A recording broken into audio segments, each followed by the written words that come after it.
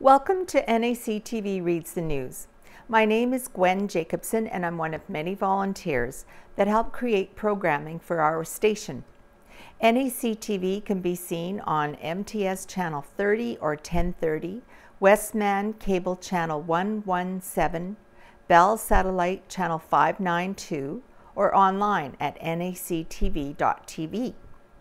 These programs are made possible by our volunteers, staff, advertisers, as well as donations made by you, the viewers.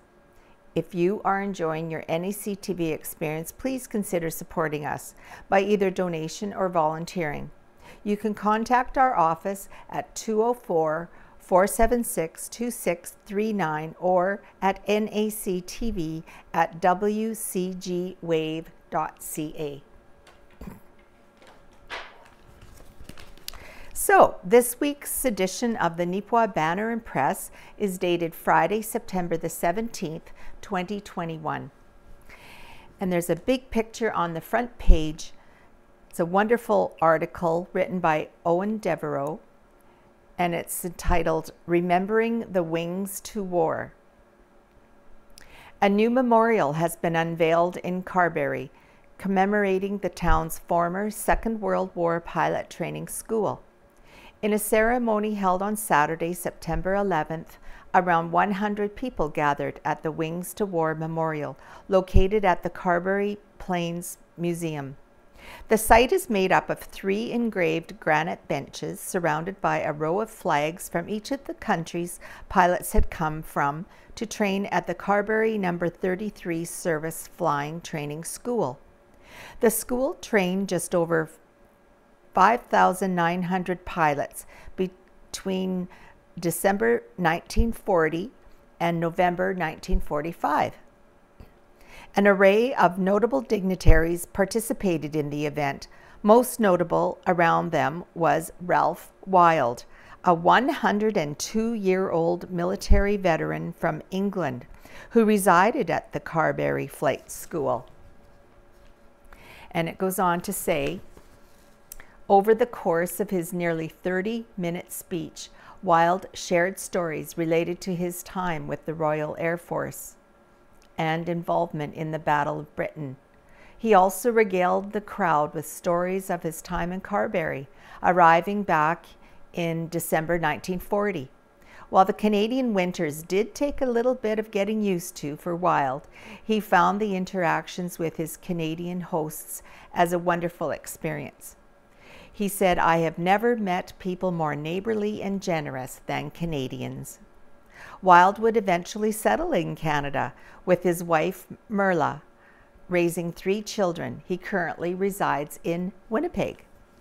The ceremony also included well wishes from other nations associated with the flying school.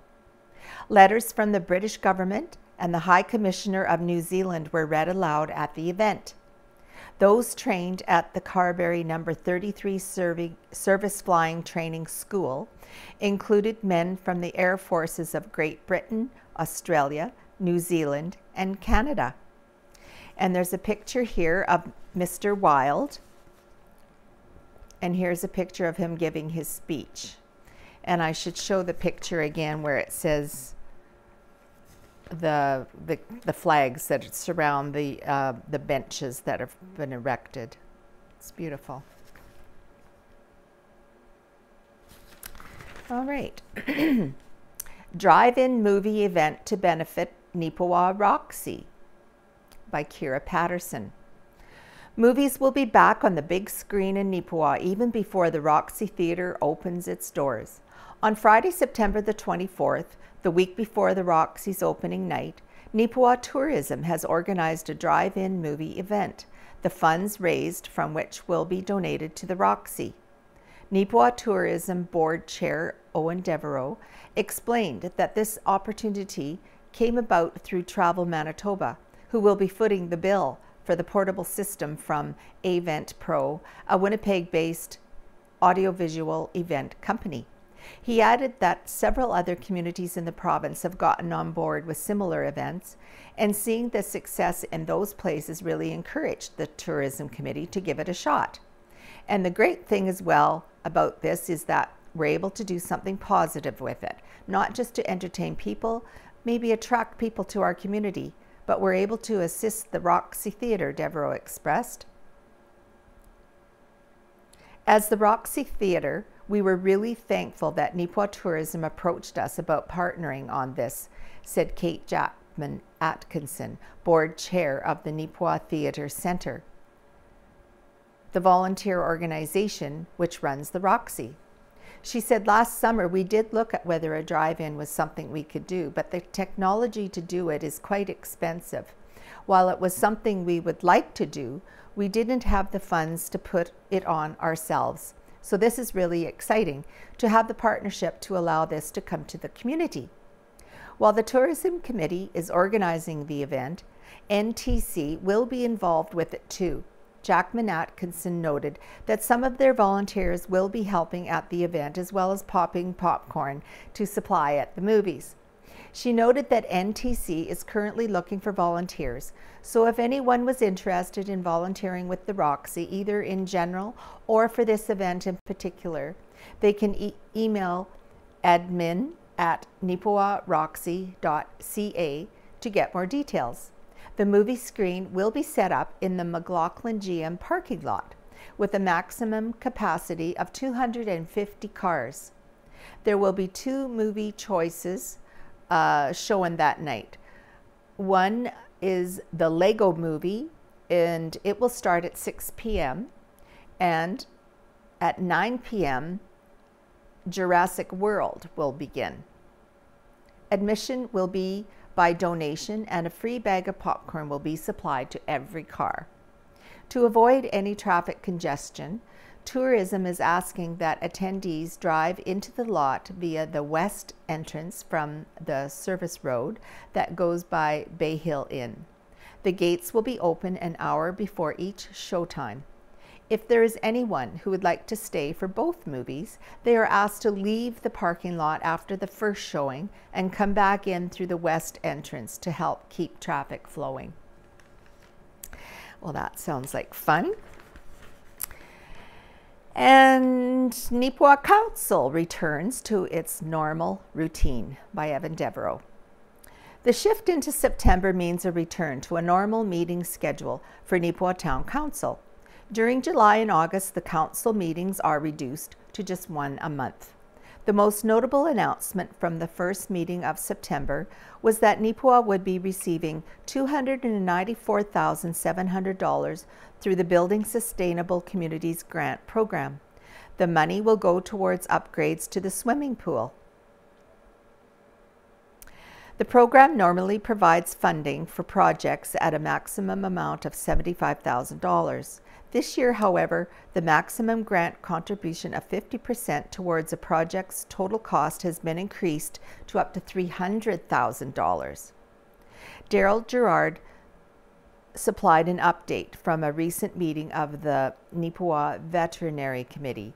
He noted that there are discussions underway regarding some upgrades needed to the vet clinic. Gerard said it was eye-opening to see the upgrades that will have to occur for some of the animal services that take place at the clinic. The board, the board for the Neepawa County Courthouse also recently met and discussed the need to proceed with some roof repairs. Despite being a year of drought, Gerard noted the courthouse dealt with rain problems, facilitating the need for some significant roofing repairs to occur. There are some grants available to the courthouse that should be able to offset the costs. The exact cost of repairs is not yet known, as the committee is awaiting some repair quotes. Murray Parrott has reported that recent meetings with OSS Waste Disposal Limited have resulted in a slight change to pickup services. From now on, 2 collection trucks will be operating at the same time as opposed to a single vehicle. And it goes on to say, the Neepawa Area Development Corporation's, known as NADCO, building has recently dealt with some water leak issues also. Repairs have been made to look after the matter. Maple Leaf Construction Limited has recently done some survey work in Neepawa, and a base paving crew will be mobilizing in the near future. The use of summer staff has concluded for the season. Water treatment plant reservoir work is well underway. Neepawa's annual day camp program saw a drop in overall participation in 2021. In total, 49 fewer spots were filled this year compared to 2020. A combination of factors are attributed to the drop in participation to the combination of factors, including the drought conditions for the region and uncertainty surrounding COVID-19 restrictions throughout the year. The overall results of the day camps are still viewed favorably, as it was able to still support 317 area youth. The summer day camps are offered yearly throughout July and August. The number of participants in public swim lessons this year at the Neepawa swimming pool was 510, with 269 of those from Neepawa and surrounding area, and 241 from outside the catchment area. Representatives with Neepawa Tourism presented a check for $4,562 to Town Council in support of the swimming pool. The money was generated through tourism's highly successful Makers Market Crafts Sale, which was held back in July at Riverbend Park. Councillors Jason Nadeau and Darren Pudlow accepted the check on behalf of the pool from Tourism Chair Owen Devereaux and Board Member Kelsey Wilson. The Makers Market was an idea spearheaded by Wilson, which brought in 38 vendors from across Manitoba. In total, 1,031 patrons attended the inaugural event, including visitors from Winnipeg, Brandon, Portage la Prairie, and Dauphin.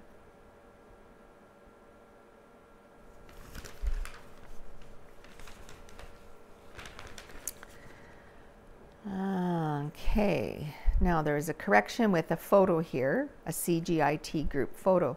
There was an error in the Beautiful Plains Museum history feature in the September 10th edition regarding the CGIT group. The group was actually from Franklin, not Neepawa. The Banner and Press apologizes for this error. The last Canadian Girls in Training group in Franklin is this group in the photograph, taken in 1968.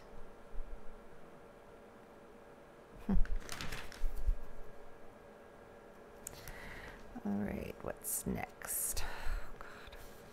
I can't even turn the page. And I'll come back to that later.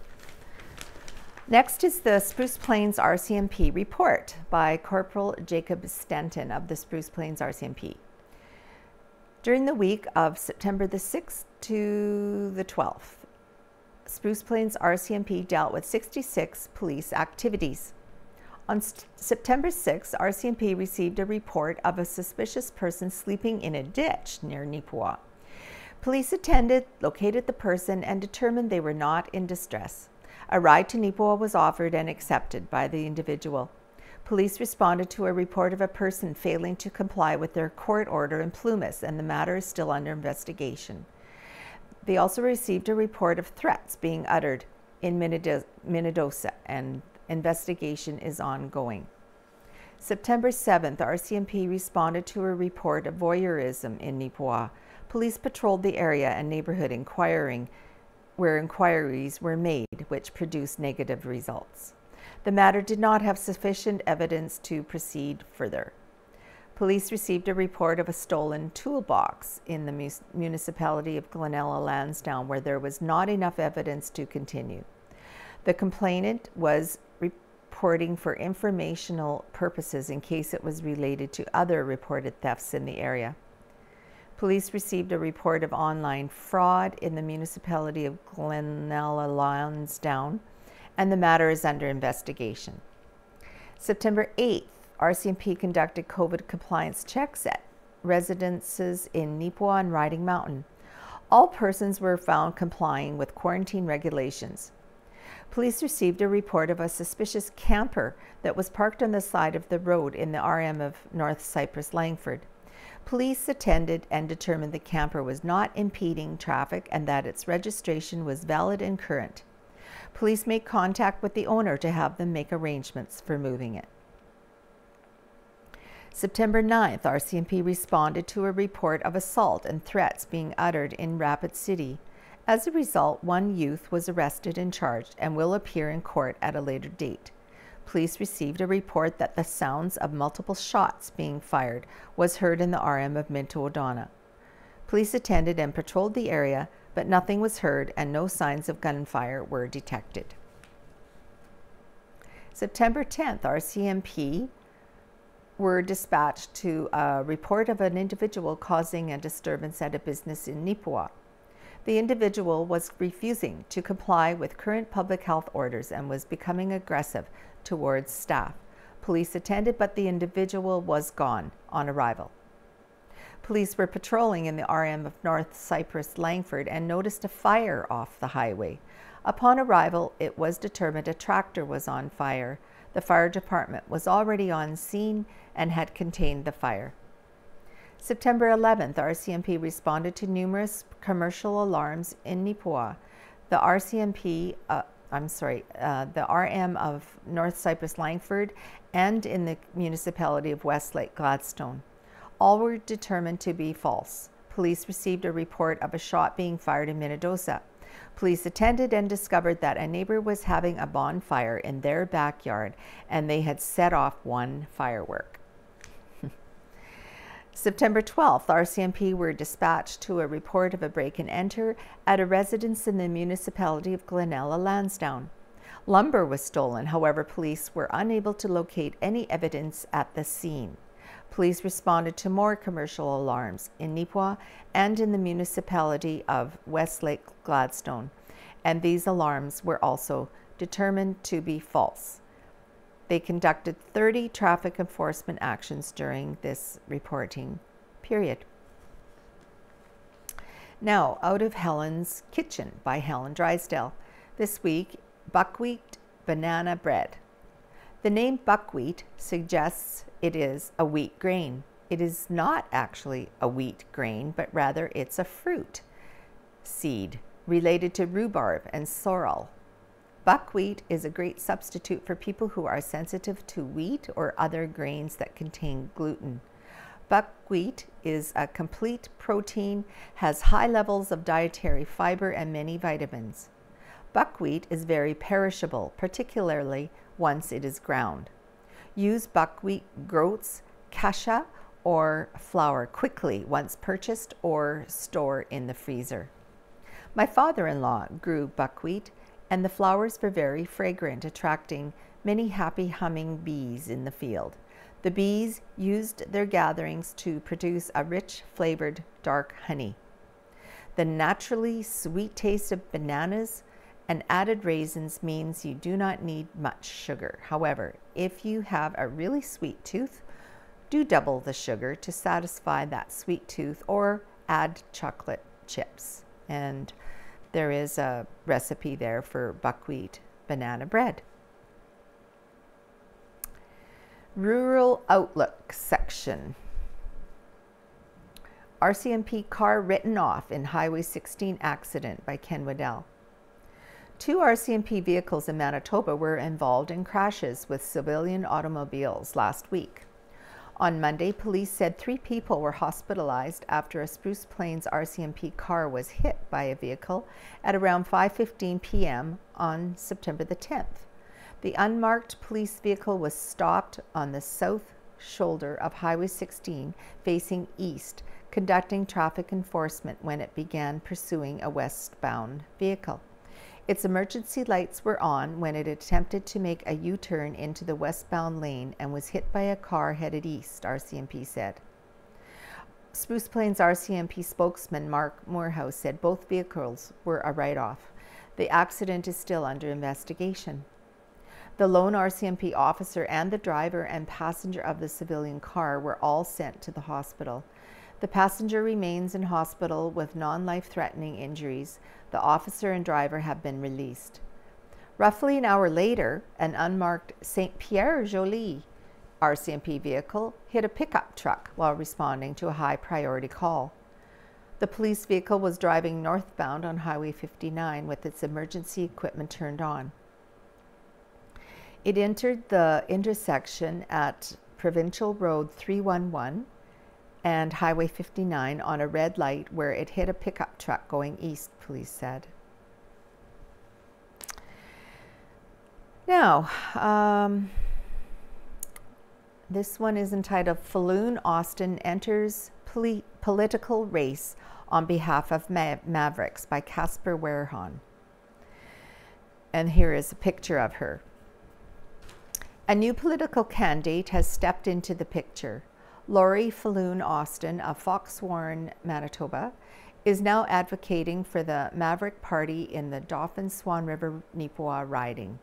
She is also the only Maverick Party candidate seeking election in the province of Manitoba. In an interview with the Banner and Press on September 9th, Falun Austin said that the reception out on the campaign trail has been quite good so far. I've been super impressed. It's been almost 100% across the board. People are ready for a change and they listen to me and don't scoff at what I say. And everybody except for one person today took the pamphlet, and I know after I leave they're going to read it. People really are ready for change, and I'm ready to be that change for them. The two primary issues the Maverick candidate has heard from the people on her travels as a candidate have both been in regards to COVID-19. The first is vaccination passports, the card that confirms whether you've been fully vaccinated. It's an uncomfortable issue, and I feel like I'm either going to lose votes or gain votes with it. But right at this time, it is the biggest issue.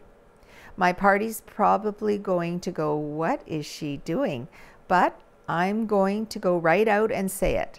The I in Maverick is freedom, spelled vertically. And that's basically our standpoint, freedom of choice. The second biggest issue Falun Austin says she is hearing about is the mixed bag of outcomes small businesses have faced throughout the COVID-19 pandemic. While she says some businesses have been able to remain relatively unscathed due to being able to remain open and or adapting to operation tactics such as curbside pickup and delivery, others have been hit with significant debts. She said, I've talked to a few people and they're 60 grand in debt, and the government wants that in a year and a couple of months. So I asked them if I could wave a magic wand, what would you want? And they said, forgive our loans. How are they going to pay that off in a year and 2 months? I'm even friends with some who have gone bankrupt because they don't meet the criteria, and it's just off by a little bit. It's so micromanaged. In addition to debt and COVID-19 regulations, Falun Austin said another part of this is CERB. People are ticked off. They had to lay off all their staff. They're 15 years away from retirement, and they're going to have nothing by the time they get this debt paid off. Their employees are making more money sitting at home, and that's why it's so hard to get people back to work, because they make more money sitting at home on CERB than they would at a job, and that's just backwards. The lack of foresight just blows me away. What did you think was going to happen? The government is so out of touch. Everything, like how they picked this number for people to stay home and live off of CERB as opposed to going to work at a job. Every province has a different minimum wage, and they picked the one that's really high because now they have no incentive to go back to work because it's basically free money from the government. And goes on to say, Falun Austin added, and then people get mad when newcomers come into town and say that the newcomers are taking our jobs. Well, there are jobs, but they're just not paying as much as that CERB check. It's not helpful. It's very much a deterrent. There may be some undecided voters as the election really starts to kick into action. Falun Austin says those individuals should consider the Maverick Party for a few reasons. One being that the party does not flip-flop. Flip-flop. What we say is what we are going to do. Flip-flop is not in our vocabulary. We are steadfast in our beliefs and we have nothing to lose. Another big selling point is that any sitting member of Parliament, 99.6% of them vote the way their party tells them to. They have that party line to toe, and the Maverick Party, we don't. We have a free vote. We can vote whatever favors our province, our constituents, our riding, and Western Canada. But anything outside of that, it's a free vote. She added, to me, I would want to talk to my constituents first before I voted for anything. As much as I think all sweaters should be white, everybody else in the riding might say, I think they should be red or black. And you have to take that into consideration. So that's what I like about the Maverick Party. It's the freedom that they give to their MPs. In regards to the Maverick Party's two-prong approach, the prongs being Track A's nation within a nation approach and Track B making Western Canada a separate nation, Floon Austin told the Banner and Press she prefers Track A. Becoming a nation within a nation is the ultimate goal of the party. However, Floon Austin is aware that isn't without its challenges. In particular, the Maverick candidate noted that there are 30 candidates from her party currently running in the election race with, in her estimation, at least one or two sure to get into the Parliament when all is said and done. That's where she expects things to get tough. She said, I feel a lot of the Conservative MPs are jealous of this party. I really, really feel that. So I feel it might be a little rocky for us Mavericks who get in there. And that's the way it is but we're here to plant that seed, and you don't get change without doing that. I'm willing to take that risk. I used to work for Inky Mark, and they can be mean. They can be really not nice to other MPs, and I've always been a different kind of person. I've always marched to my own drum, so this is nothing new to me. In her final thoughts, Floon Austin urged voters to lend her their votes so she can be their voice, stating, I'm a firm believer in communication, and I feel that has to happen. More communication between your sitting MP and the constituents, and no more passing the buck. Take responsibility as MP and do your job. And another about the election is entitled Advance Polls Show Increase from Previous Election by Kira Patterson. The estimated turnout for advance polls this year is significantly higher than at the last election. Chief Electoral Officer Stephanie Perot released the preliminary numbers on Tuesday, September 14th, including totals and breakdowns from each electoral district. The advance polls were open from Friday, September 10th to Monday, September 13th, with approximately 5,780,000 voters filling out their ballots across the country. In the last election in 2019, there were 4,879,312 voters, which means there was an increase of about 18.5% this year. In Manitoba, a total of 167,731 voters came out to the advance polls this year, compared to 106,119 in the last election. In Dauphin, Swan River, Neepawa specifically, 8,616 turned up in advance, compared to 6,264 last time. That's an increase of about 37.5%. Other districts of note in the province include Portage Lisgar, which saw its turnout more than double from 5,890 to 13,462, and Brandon Souris, which increased by just over 68% from 5,365 to 9,020. Winnipeg North nearly doubled as well, with a turnout of 10,420 compared to 5,737 in 2019. Of the 338 electoral districts across Canada, only 23 saw a decreased turnout. Every single district in Manitoba had a higher turnout. All numbers from this year's turnout are estimates, as some polls may not have reported yet.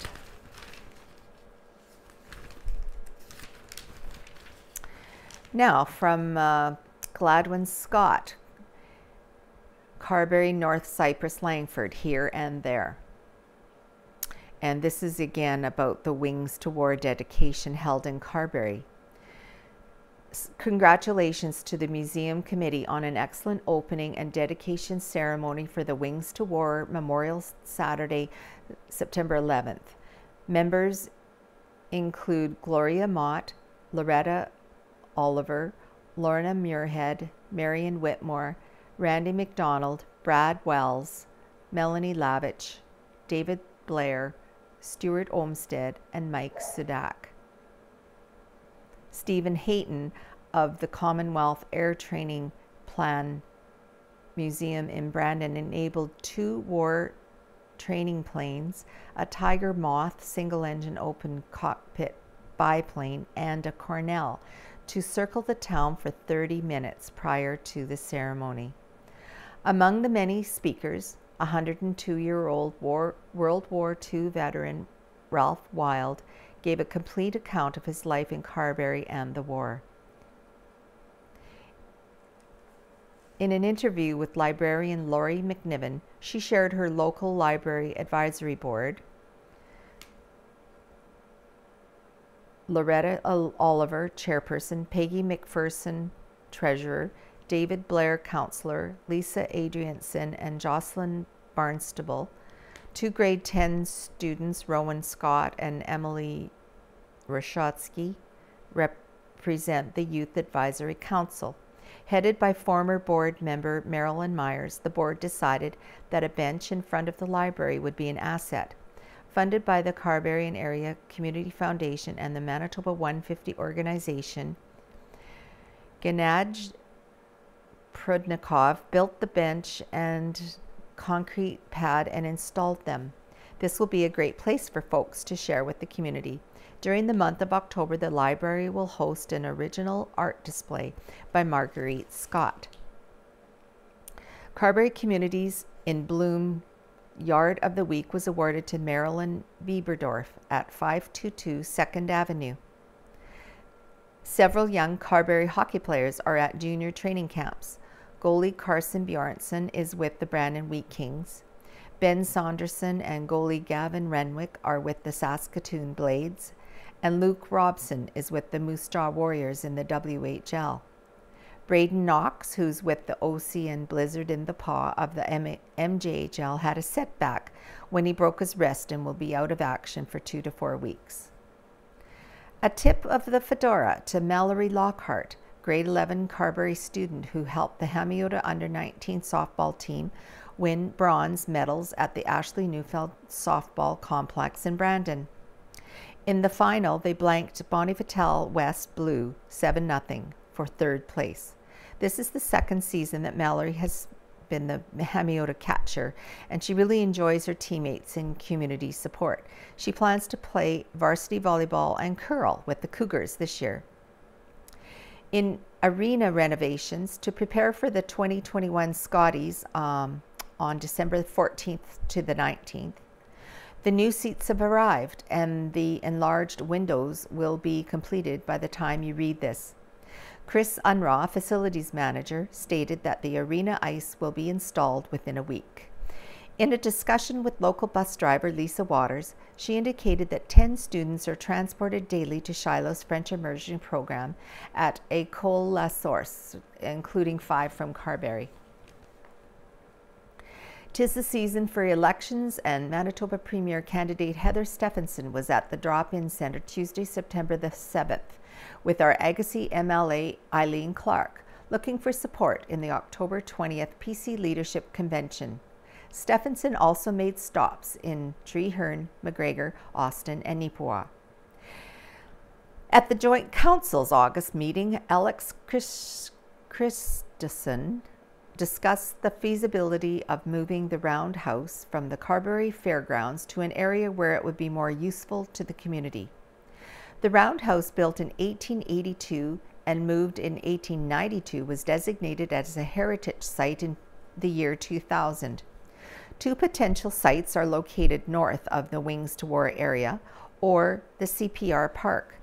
Estimated moving costs would be in excess of $15,000, with crossing the railway tracks being an added challenge. Correction, Dan Mazier, our Member of Parliament, was invited to the Wings to War ceremony weeks ago, but since a federal election is in progress, he is an incumbent MP and did not speak in Carberry.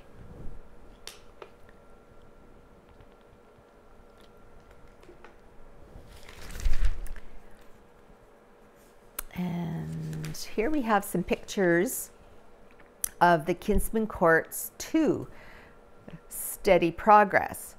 Construction on the new Kinsman Courts 2 building is progressing steadily. The building has come a long way since it started, with plenty of work still to be done. However, things are shaping up well inside and outside. Board members of the Kinsman Courts were able to tour the facility and see its progress on Wednesday, September the 8th. Here we have a picture of some of the space available in the bedroom area of one of the apartments. Board members are inspecting the bathroom accommodations. And here is the main part of the main floor space, and behind it is more walking space and the kitchen accommodations.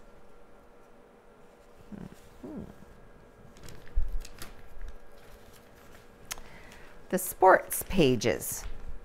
Are you ready for some football? NACI Tigers return to the football field, by Owen Devereaux. After a lengthy absence due to restrictions related to the COVID-19 pandemic, football is finally back in Neepawa. On Monday, September the 13th, the Neepawa Area Collegiate Institute, NACI Tigers, hit the field for the first time since November 2019. NACI head coach Chidi Small told the Banner and Press that everyone involved with the team has been greatly anticipating this day.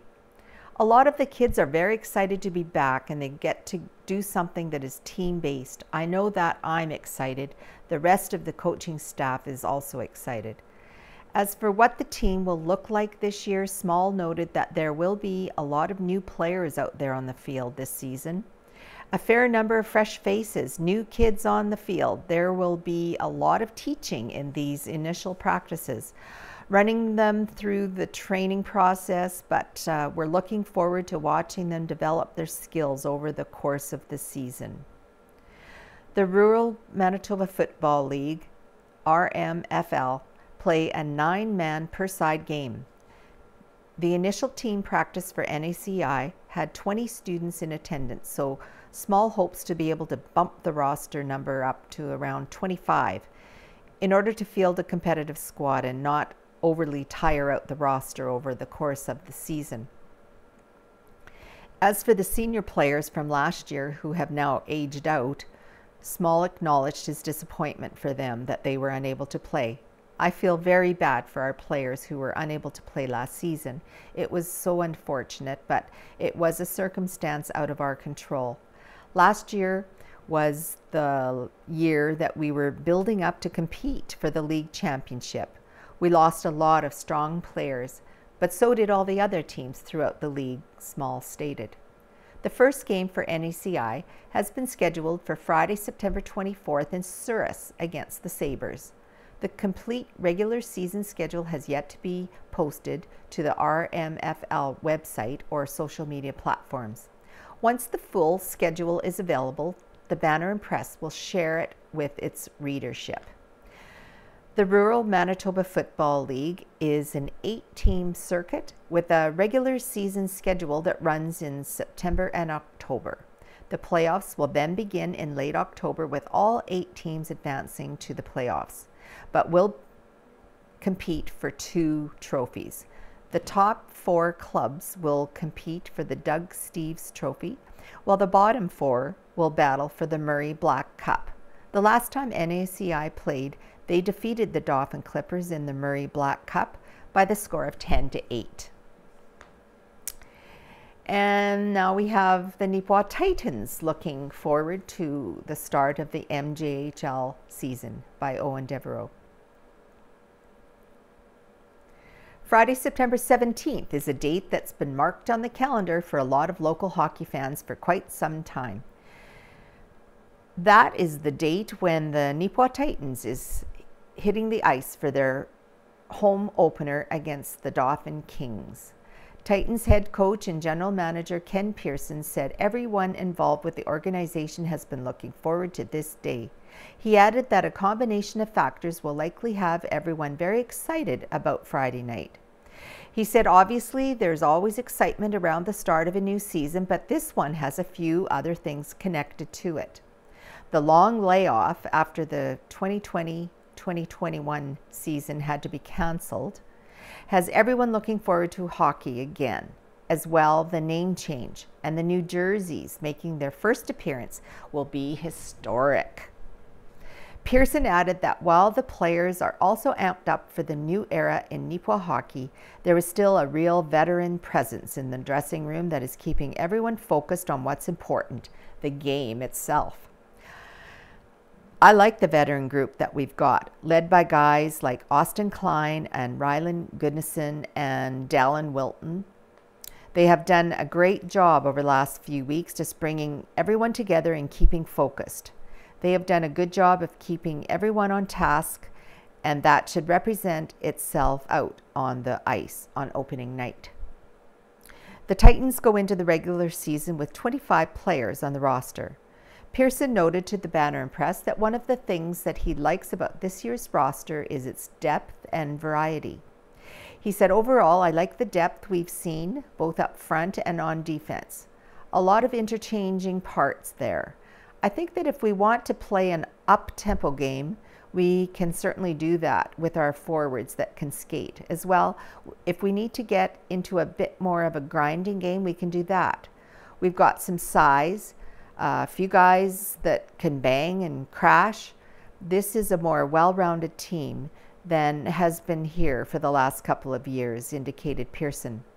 As for the Neepawa Titans home opener, the team will begin the 2021-2022 MJHL regular season with a showdown against the Dauphin Kings at the Yellowhead Center. Neepawa has closed out its 4-game pre-season schedule with an impressive 7-2 win over the Portage Terriers. The Titans' overall record for the preseason ended up at 2-2. And there's 2 pictures here. The Neepawa Titans closed out their preseason schedule with an impressive 7-2 win over the Portage Terriers on Saturday, September 11th. And here's another picture. The first 2 games of the preseason for Neepawa were against the Wayway-Sakapa Wolverines. The Titans lost one at home, but bounced back to beat the Wolverines in Wayway. And that game, by the way, starts at 7:30 at the Yellowhead Center. Then we have a picture of all the players so far on the Titans roster. I guess I'll say their names. Austin Klein, Cade Benston, Cody Gunnison, Dallin Wilton, Josh Romanek, Dean Noonan, Evan Callahan, Kaylin Reynolds, Ewan Poirier, Kieran Thiessen, Jaeger Lapointe, Mitch Thiessen, Connor Brest, John Blake, Rylan Gunnison, Brody Melstead, Camden Smith, Dylan Birch, Jonah Razier, and Will Hyatt. Good luck to them on Friday. Next, we have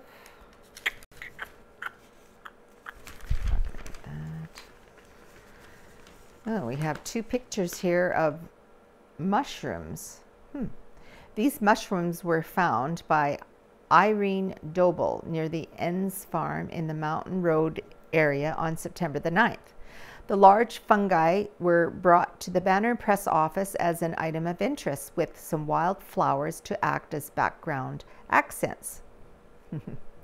Doble was in awe of the orange coloration on the first top facing on the first and the bronze-like coloration on the second. This one here. She's hoping to find some way to preserve them if possible. And here we have Federal Riding Review, Dauphin, Swan River, Neepawa. The Dauphin Swan River Neepawa riding was created following the 2012 federal electoral boundaries redistribution. The riding was legally declared an electoral district in 2013. The riding sits between Lake Winnipegosis and the Manitoba-Saskatchewan border, and it includes Dauphin, Roblin, Rivers, Minnedosa, Neepawa, and Swan River. The demographic information is from the 2016 census. The area has a population of 87,527, and the average income is $37,148. Of all those who live in the area, 3.9% identify as a visible minority, while 26.5% of people identify as Indigenous. The riding is also home to 11 First Nations. In the 2019 federal election, Dan Masier won the riding, securing 64.2% of the vote. And we have pictures here of the Maverick candidate, Laurie Falloon Austin, the Liberal Party of Canada candidate, Kevin Carlson, the New Democratic Party candidate, Arthur Thomas Holroyd, the Green Party of Canada candidate, Shirley Lambrecht, the Conservative Party of Canada candidate, Dan Masier, and the People's Party of Canada candidate, Donnan McKenna. And I'm just going to go back to, we still have a little bit of time, so I'll go back to a page that I didn't read yet, if I can find it. Okay, which one should I start with? I'll start with Rita Friesen, Homebodies. It's called Stepping Up. Wooden step ladders are intriguing. Most of them have a history depicted by globs of paint and streaks of color. In my history, I have known and appreciated 3 of these sturdy, purposeful home and yard accessories. One came and went, and then came and went again. It was a staple in the household when I arrived.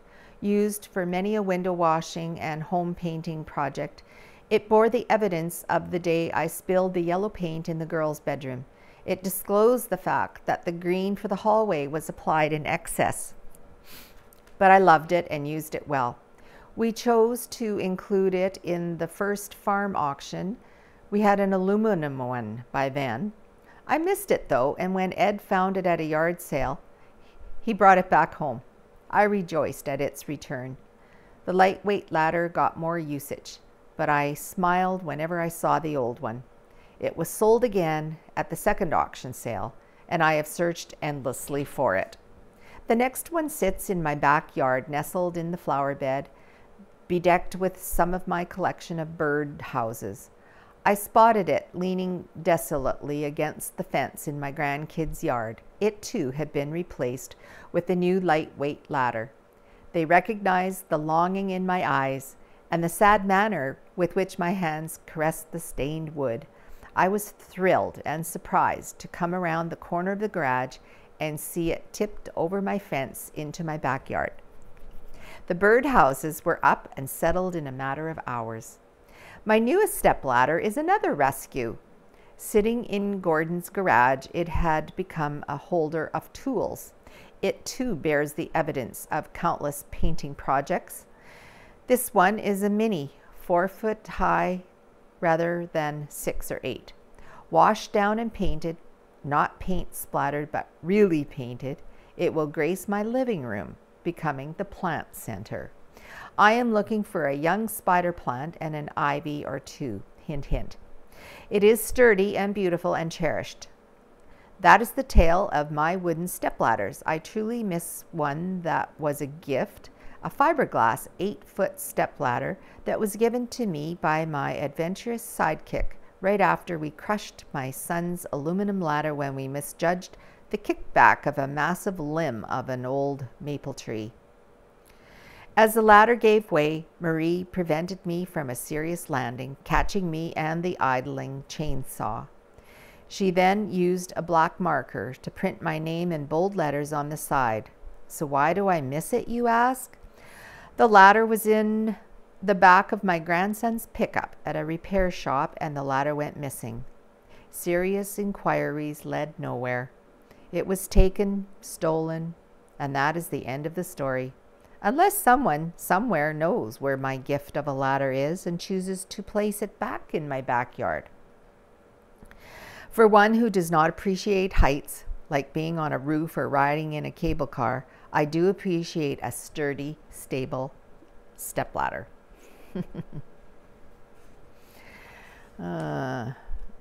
Okay. Faithfully Yours by Neil Stroshine is entitled A Better Protest. Choosing a topic for this week's column was easy. In 3 days, Canadians will go to the polls to vote a federal general election. This election, in the minds of many voters, an election Canadians didn't need and didn't want, but the election has been called. The campaign is over, and on Monday, Canadians elect a new federal government. The right to vote for federal, provincial, and local elections should never be taken for granted. In all periods of history, dedicated Canadians have invested time, talent, and significant amounts of their own money in a campaign to win this right for all adult Canadians.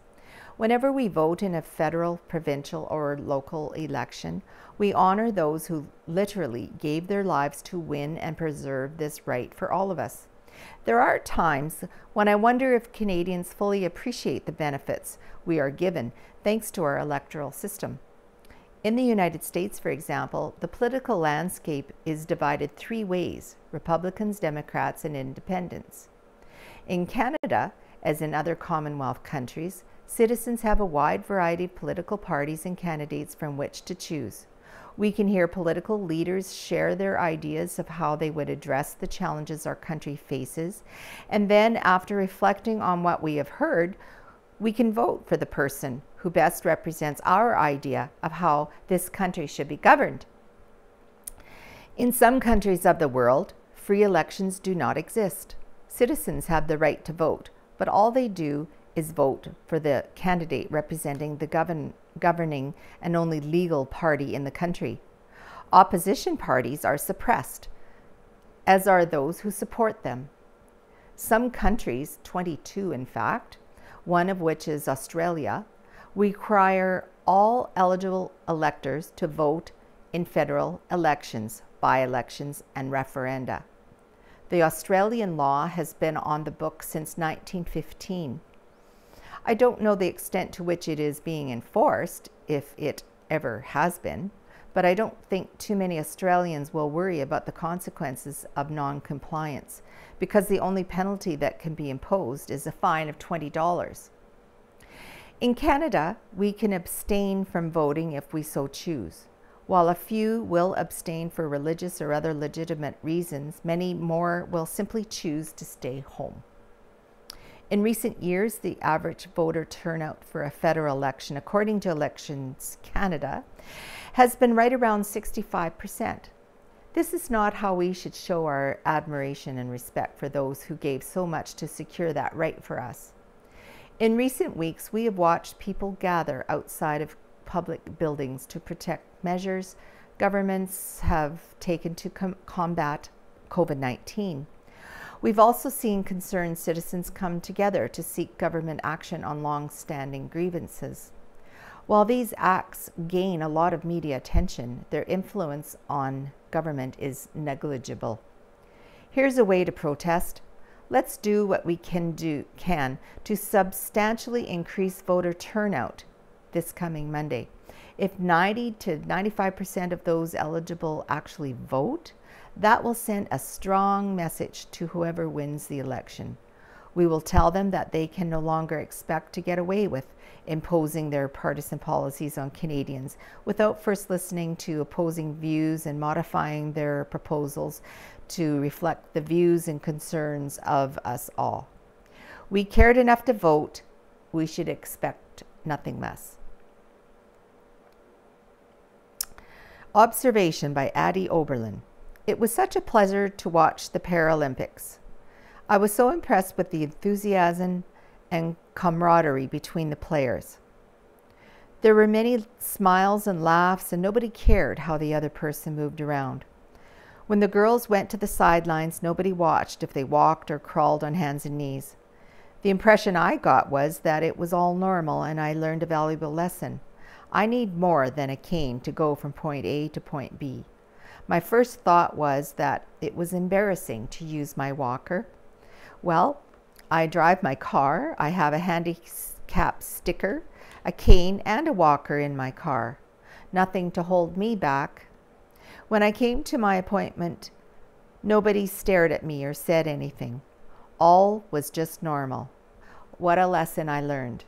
The Bible does not talk about being normal, but there was friendship among the disciples most of the time. However, there are many scripture verses that talk about love. Jesus talks a lot about love in the book of John. In chapter 15, verse 12, Jesus commands us, "Love each other as I have loved you." Let us share some love around this week. And the last thing I'll read today is by Ken Waddell, Right in the Center. It's entitled, "What Has Changed in 2 Years?" The last federal election was less than 2 years ago. This year's election is only being held to fulfill Prime Minister Trudeau's personal plans. I have written about that before. There is no other reason except one, and that is to get rid of the Liberal government. I feel badly for people who honestly and genuinely hold to traditional Liberal views. They have been betrayed by the Trudeaus, past and present.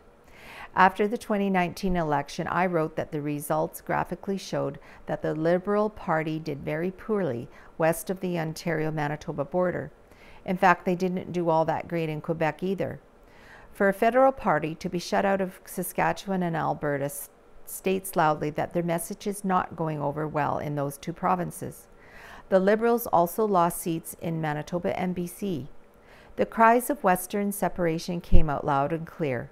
There were rallies and conferences planned all over Alberta to discuss the steps toward separation. The anger felt by Westerners was not unfounded.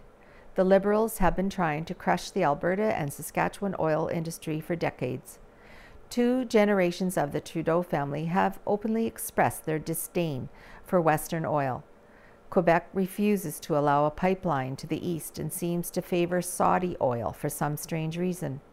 I suspect it has a lot to do with the idea that the Irving refineries are heavily invested in oil tanker ships, and the refineries reportedly cannot refine oil sands oil. I also asked why the media and Elections Canada allow the Bloc Québécois to even participate in the leaders' debates. They have no intention of being a national party, so why are they even allowed on the stage? That is a mystery to me. It's also a mystery why they don't allow Maxime Bernier from the PPC to be in the debates. He at least claims to be National Party. I know Bernier fairly well. He is charming. He will also defeat his own declared intentions of beating the Liberals because he will draw votes away from the Conservatives. For the most part, the mainstream media has had a long-standing bias in favor of the Liberals and the NDP.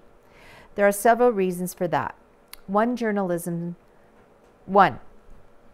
Journalism schools are geared to socialism, or at least to a strong government intervention model. They are generally opposed to people expressing their faith and would be more comfortable if religious people would just stay quiet. Separation isn't likely to fly because Canadians are generally loyalists and the Constitution doesn't really allow for it. It may not make sense or be feasible for the prairies to separate, but it is time for the 3 prairie provinces to get their economic act together. Waiting on federal fairness has not worked for the past 150 years. So why would we wait for that to change? It's important to vote, but it is amazing how many parties there are. Quite frankly, I believe more than 3 really doesn't make sense. I'm not sure we need more than 2. I have often encouraged people in the NDP or Green Party to get involved with the Liberals or the Conservatives and bring their ideas forward. The Greens and the NDP are not likely ever going to form government, even less so will the Maverick Party, the People's Party of Canada, or the Christian Heritage Party. They have a narrow list of policies. It would be better if they got involved, truly involved, with one of the 2 main parties and worked to bring their ideas to the forefront. A lot of good talent in the splinter parties is wasted on tilting at windmills instead of actually bringing about good policies. It's too bad, really, as there are some good people and good ideas outside of the Liberal and Conservative parties, but the ideas will never see the light of day hidden in the splinter groups. God bless those who toil for the smaller parties, but I think their time and talents are being wasted. The views expressed in this column are the writer's personal views and are not to be taken as being the view of the Banner and Press staff. So that does it for this week's edition of the Neepawa Banner and Press. I hope you enjoyed that and you will join us next week. Bye for now.